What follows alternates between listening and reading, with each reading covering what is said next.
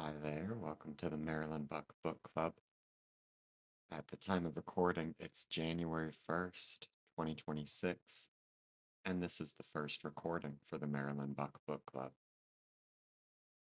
Maryland Buck Book Club is an idea that's a while in the making, but which I'd kind of left on the back burner until now. But this week has just really pissed me off.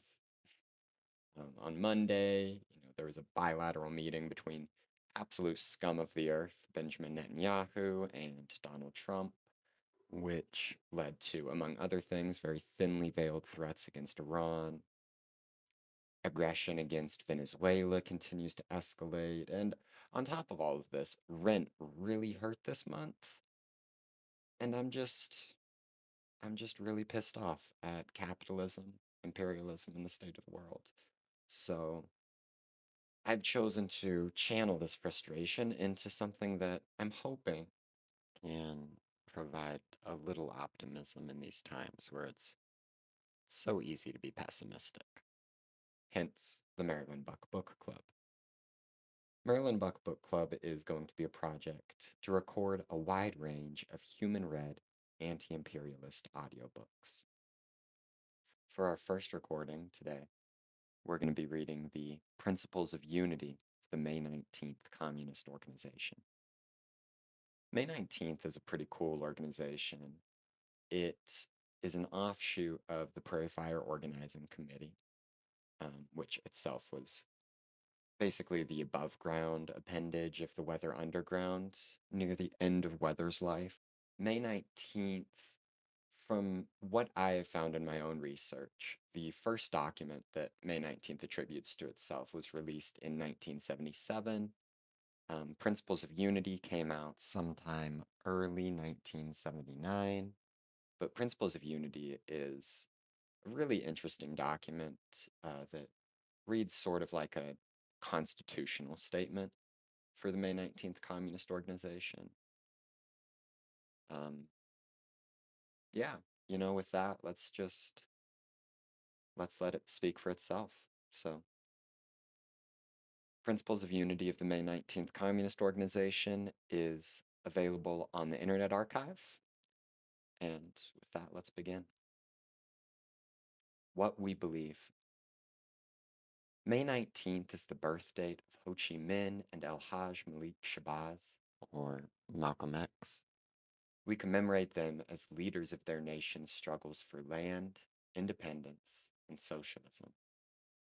They continue to provide leadership in the worldwide struggle against imperialism, colonialism, and neocolonialism, and for the creation of a world without oppression and exploitation, a world without genocide, white supremacy, and war, a world built for the benefit of humanity, a socialist world.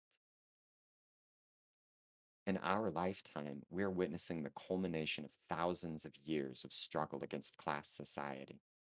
We've seen the collective strength of national liberation forever alter the balance of forces against imperialism. Revolution is the main trend in the world, and revolution is being led, ideologically and on the battlefield, by the national liberation struggles for proletarian power.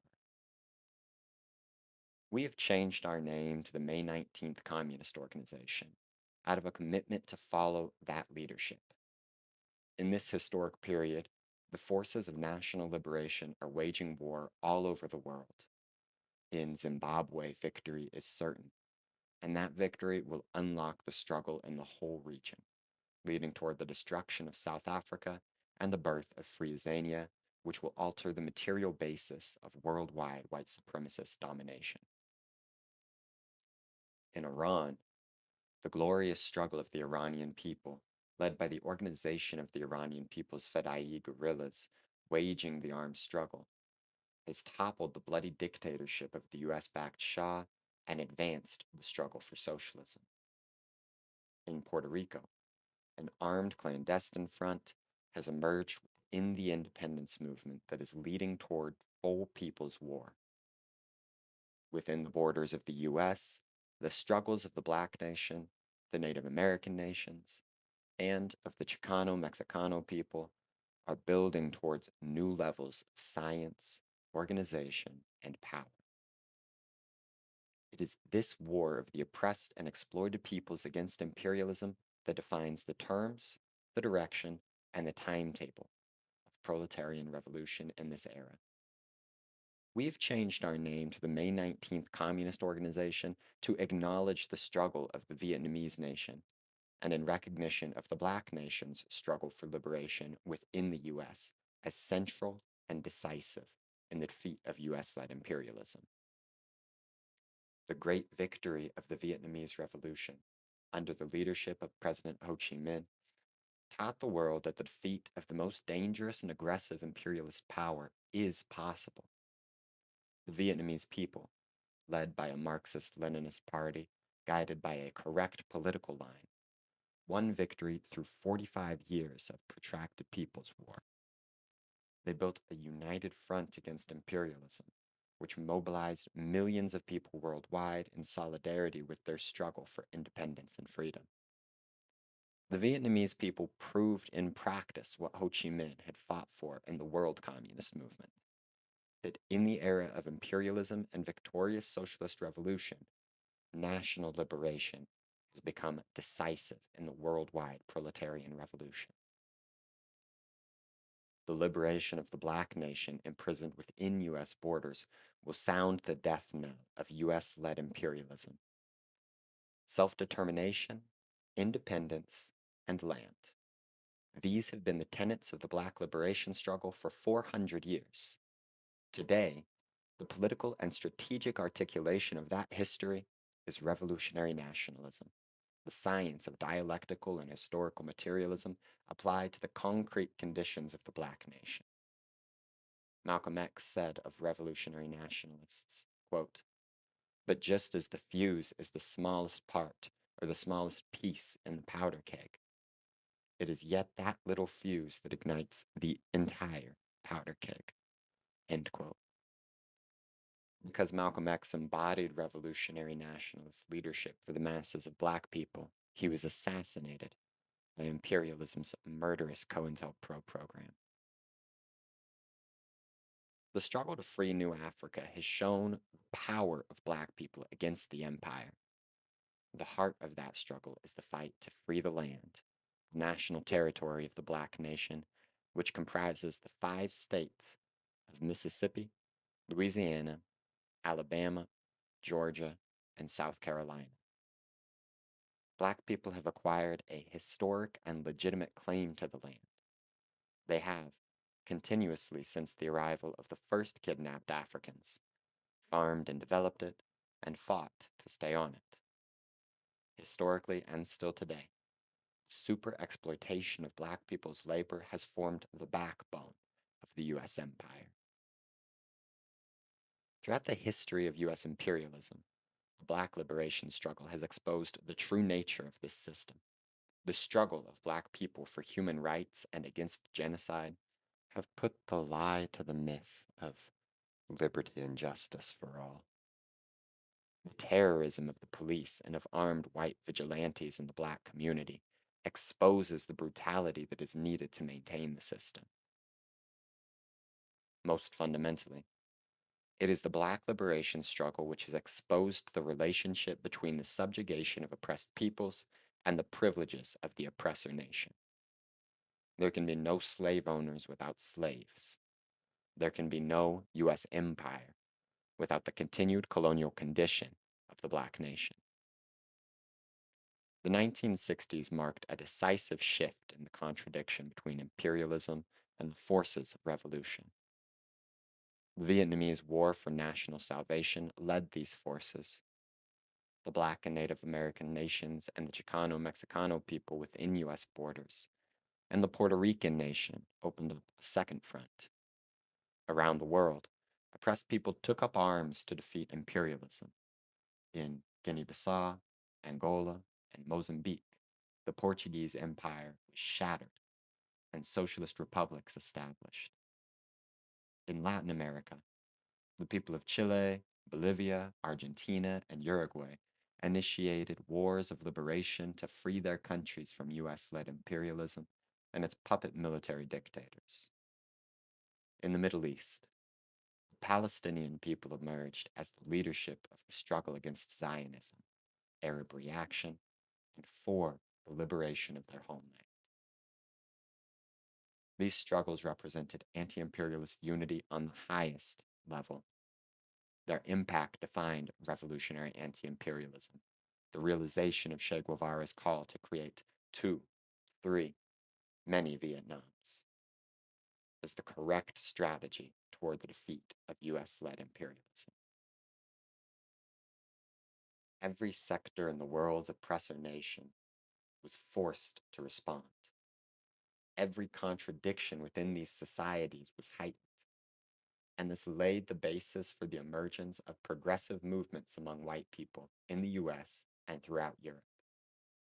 The anti-war movement, the student movement, the women's movement, the lesbian and gay liberation movements, all of these arose in response to the struggles of the Third World. We trace the political roots of our organization to that history. It is a history that reflects all of the contradictions of the society it's a part of: white supremacy, American exceptionalism, arrogance. A serious political struggle went on within the mass movements of the 60s, in which a significant anti-imperialist sector struggled to follow the leadership of the national liberation struggles in building revolutionary solidarity. Opposed to this was a sector of the white left which consistently attempted to set its own terms for the struggle. It refused to recognize the reality of third world leadership, that the student movement grew out of the struggles of black students in the early 60s, that the struggle for women's liberation is led by the women of the third world, not by white women in the US. Consistently, the white left found it an easier task to recognize national liberation when it was 5,000 miles away than to organize solidarity with the struggles of oppressed people within the US. The mass movements of the 60s suffered defeat at their own hands by their failure to recognize that no movement can be revolutionary or even progressive if it does not accept the leadership offered by the national liberation struggles. Most of the white left has been reduced to a mirror image of the white oppressor nation as a whole because this lesson was not learned. The white left advocates pacifism in the face of national oppression and genocide. It withholds material aid at a political price. It attempts to deny oppressed people the right to wage armed struggle by condemning national liberation as, quote, terrorism. It attacks the consolidation of vanguard forces for revolution as, quote, narrow nationalism. In taking the name May 19th Communist Organization, we commit ourselves to the strategy of revolutionary anti-imperialism under the leadership of the national liberation struggles. Our practice will be guided by the principle of the right of oppressed nations to self-determination. We are committed to break with the white left's history of white supremacy and revisionism, and to struggle for the positive lessons of the past 20 years. The oppressed nations within the US are preparing themselves to wage full-scale people's war against the enemy that has entered its final decline. While US-led imperialism will not disappear and must be overthrown, it will never again reach the heights of power and hegemony that it had after World War II. The determination of oppressed people to win their liberation is heightened and will never be defeated. Imperialism, to survive, must maintain control and defeat these wars of liberation emerging all over the globe.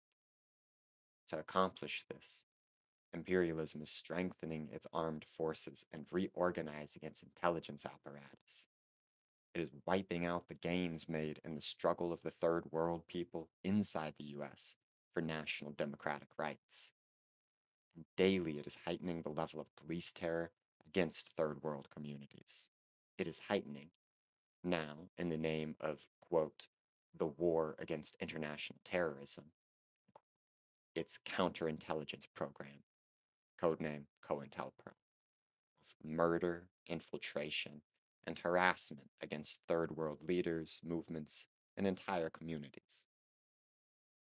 Where direct military or political control is not possible, the US has installed puppets as its frontmen in Nicaragua, Zaire, the Philippines.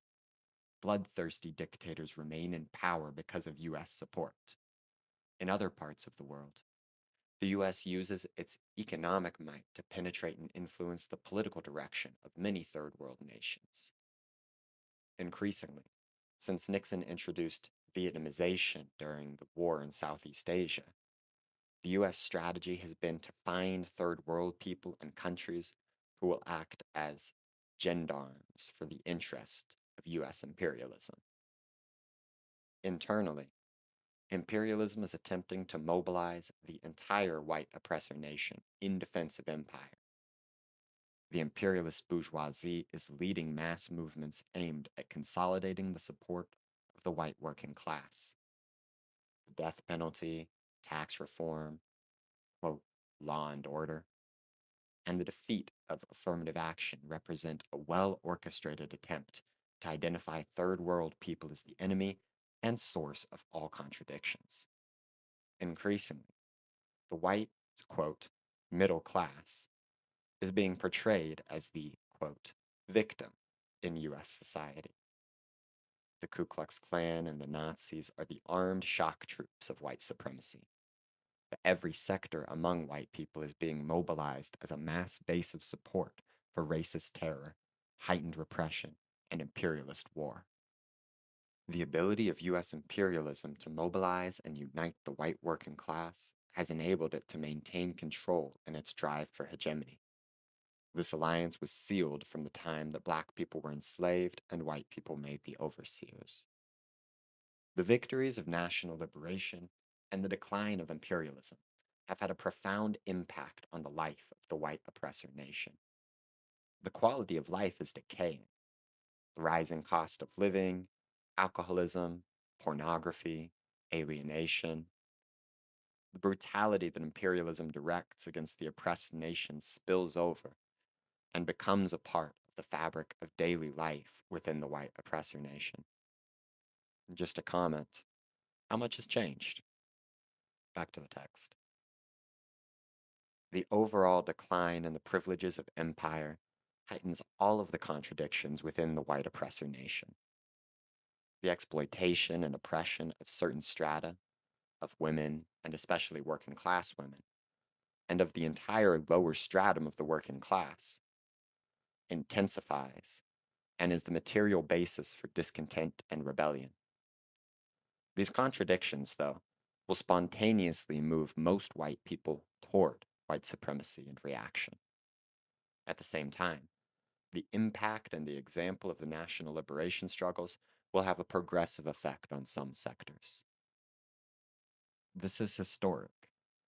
We experienced it during the late 60s and early 70s, when the victorious struggle of the Vietnamese people and the rise of the Black liberation struggle pushed many white people to the left: students, progressive intellectuals, women.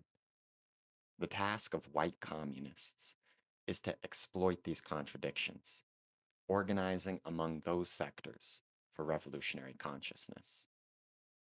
These contradictions define our tasks in this period. We must oppose the consolidation of reactionary forces. We must organize all who can be organized within the oppressor nation, and in particular, within the white working class, to provide material aid and political solidarity to the national liberation struggles.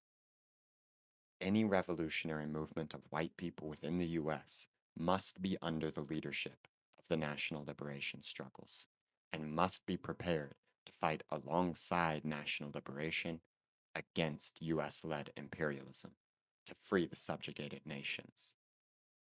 This is both an urgent and a difficult responsibility and demands that we scientifically analyze the white oppressor nation in all of its aspects, who are friends and who are enemies. We are a Marxist-Leninist organization committed to the following principles. 1. We believe that the principal contradiction in the world today is between the national liberation struggles and US led imperialism. The struggle of oppressed nations for land, independence, and socialism leads the proletarian revolution worldwide. The victory of the revolutions in Vietnam, Campuchia, and Laos is the defining event of our era, sending US imperialism into its final decline. The highest point of world revolutionary struggle has shifted to South Africa, in Azania, Namibia, and Zimbabwe, where people's war is being waged against imperialism. The defeat of white settler colonialism in South Africa, in Palestine, and within the borders of the US will mark the next qualitative defeats for imperialism and worldwide white supremacy, and will resolve the principal contradiction in those areas in favor of national liberation. 2. The US is an empire which holds within its illegitimate borders the Black nation, many Native American nations, the Chicano Mexicano people, and which colonizes the nation of Puerto Rico. We support the struggle of the Black nation for the right to self-determination, which, in practice, means the establishment of a Black state within its national territory. The struggle of Native American nations for sovereignty, and the struggle of Puerto Rico for independence and socialism. Quote, all revolutions are fought for land and political power, end quote. Malcolm X. And it is the struggles of these oppressed peoples for liberation that defines the content of revolutionary class struggle in the US. Lenin defined the characteristic feature of imperialism as the division of the world into a small number of oppressor nations and a large number of oppressed nations. There exists within the borders of the US a white oppressor nation, forged through centuries of subjugation of oppressed peoples. The white oppressor nation is a parasite on the Third World, and the liberation of the nations held captive within US borders will mean its destruction. 3. We are committed to the principle of Third World leadership. In the era of imperialism, it is the national liberation struggles who lead in the development of revolutionary ideology and in the waging of war against imperialism. No movement within the oppressor nation can be revolutionary or even progressive if it does not accept and follow that leadership, politically and strategically. The task of white communists is to build political and material solidarity with the leading forces for revolution. Concrete practice can be the only principled basis of solidarity by white people with the national liberation struggles. 4. Armed struggle is the fundamental tool of oppressed people to win their liberation. We fully support, both politically and materially, the waging of national liberation war against imperialism. Around the world and in the US, vanguard forces will emerge and have done so through the building of armed clandestine movements and the waging of people's war. A central aspect of our support is the active defense of all political prisoners and prisoners of war captured by the imperialist state. The waging of armed struggle is the responsibility of all true revolutionaries, and so we commit ourselves to fulfilling our fundamental task to wage war against the enemy for the final defeat of US imperialism. 5.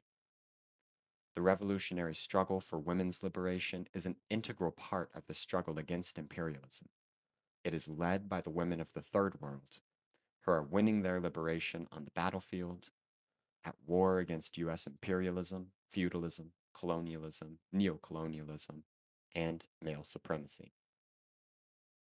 Women of the white oppressor nation have a contradictory relationship to imperialism.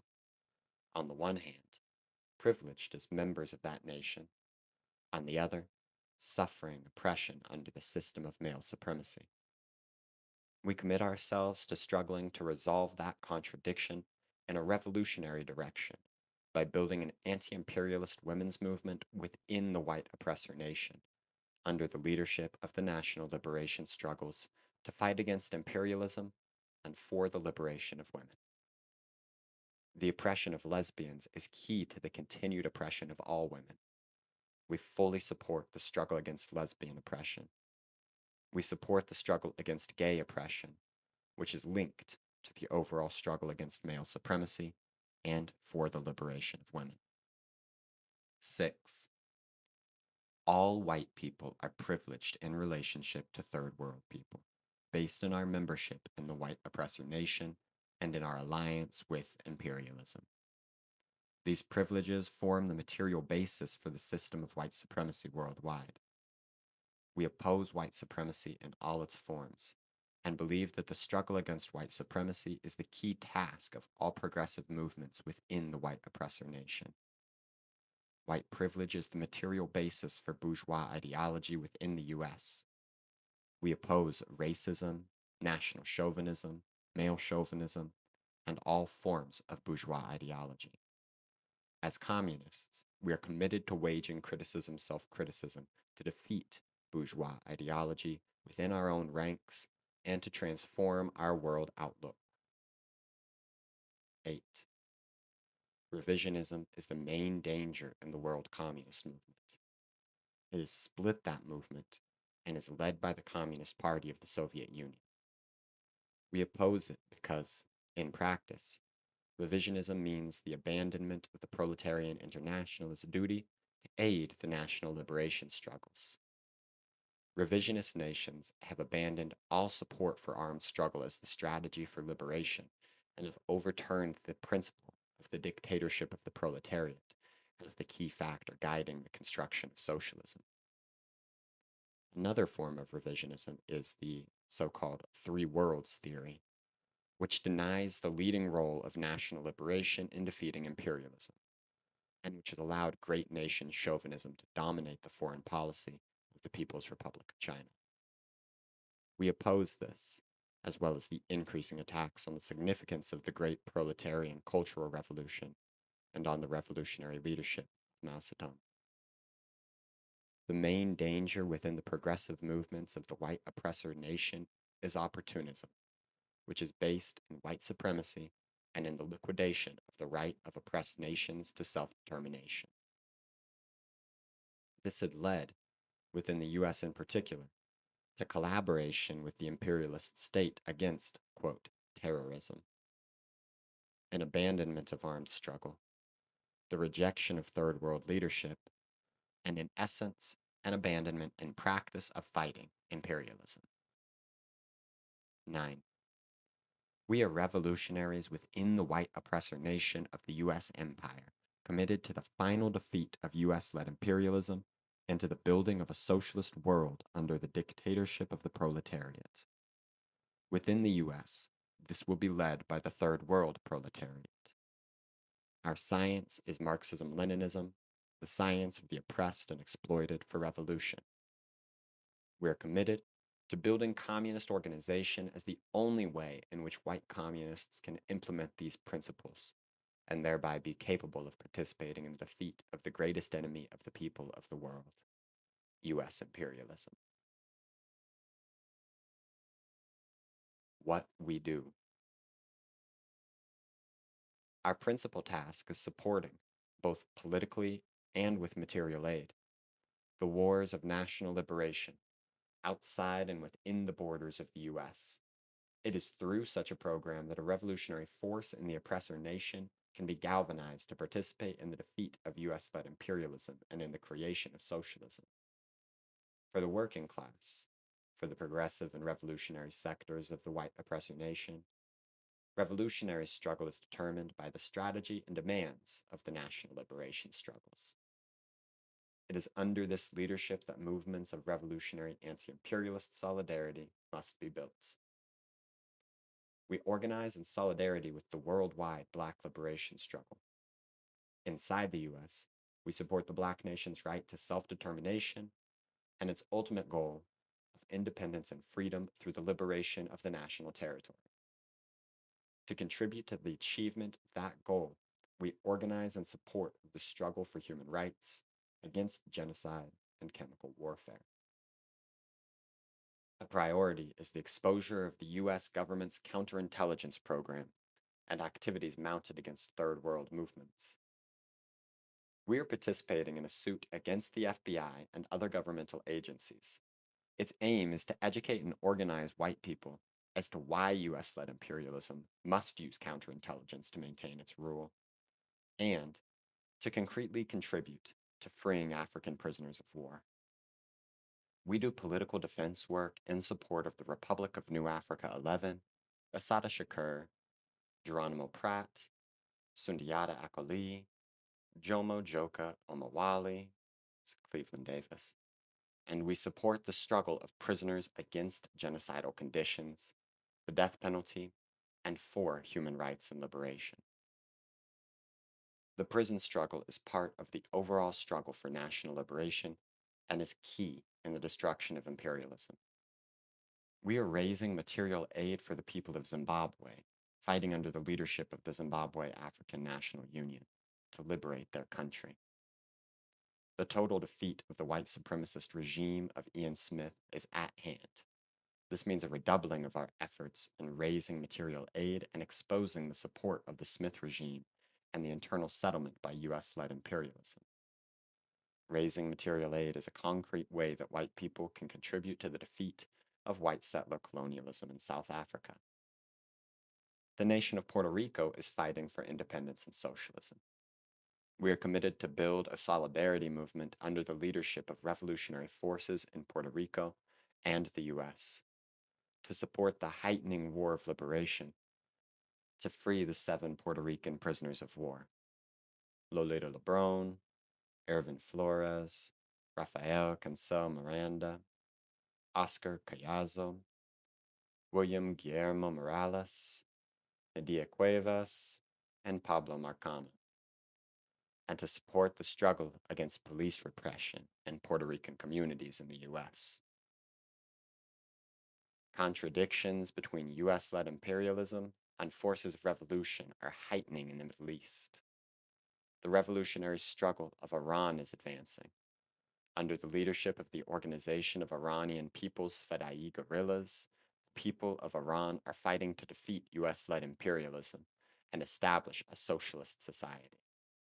We support this struggle through political agitation and material aid. In South Africa, Puerto Rico, Iran, inside the US, the ultimate weapon to defeat US led imperialism is armed struggle and waging people's war. In our practice of solidarity with national liberation struggles, we must address and build support for the armed vanguards of these movements. It is only through a conscious fight against white supremacy that any significant number of white people can be organized. No matter where we have organized, in the community, in the women's movement, amongst young people, or in waging struggle in the left against opportunism and revisionism. What has emerged is the need to educate and organize to expose the fabric of white supremacy that holds the oppressed nation together. We do this through community organizing against the shock troops of white supremacy, the KKK, the Nazi Party, ROAR, and others. And just a comment, ROAR, or Restore Our Alienated Rights, was a racist and segregationist anti-busing organization in the 70s. Continuing, against police brutality and in support of the national democratic rights of oppressed peoples. In organizing women, the tasks facing us are no different. In our communities, where we work, and within the women's and lesbian movement, the central issue for struggle has been and continues to be: what is the relationship of the liberation of white women to the struggle to defeat imperialism and the leadership of the national liberation struggles? By waging struggle with women to support Zimbabwe, by building a campaign against genocide, we are organizing against white supremacy in solidarity with national liberation as the path to the liberation of white women. And that's the end of the Principles of Unity of the May 19th Communist Organization. If you made it to the end and you enjoyed this audiobook, please consider giving the video a like, subscribing to the channel, and leaving a comment below if you have any thoughts. Well, we'll leave it there for now. I'll be back real soon with some more revolutionary anti-imperialist texts. In the meantime, go out there, do some organizing, solidarity, and all power to the people.